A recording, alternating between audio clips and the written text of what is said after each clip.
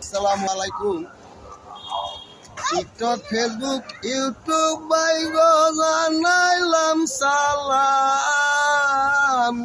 পাগল শহীদ চলতাছে ভাই আপনাদের জানাই।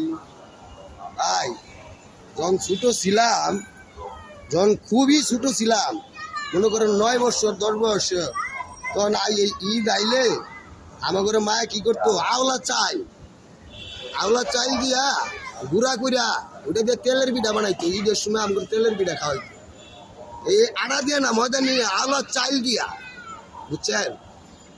মা নাই, বাপ নাই, এগুলো বুঝি না। শাশুড়ি আসছিল খাওয়াইতে, হাও নাই, ও না আছে শ্বশুর। কথা হইলো কি জানেন ভাই, এই তেলের পিঠা যে বানায় খাওয়াইতো, তেলের পিঠার মধ্যে আমার একটা টিকটক আছে।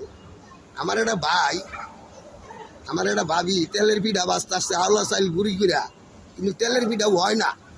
আওলা চালের গুড়ি তো হয় না, আরো হান্দো ঝুড়িটা একটু ঠান্ডা হইতে হয়, রেস্ট নিতে হয়, ঠান্ডা করতে হয়, তারপরে পিঠা বানাইতে হয়।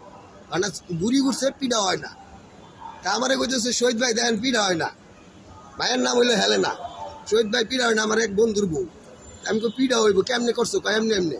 আমি এক কাম করো, খাউনের যদি সুড়া থাকে, হালকা একটু সুড়া দিয়ে সুন্দর করে ফেটা দাও, দেখো বলা তেলের পিঠা একদম ফুল্লা হয়ে যেতেছে।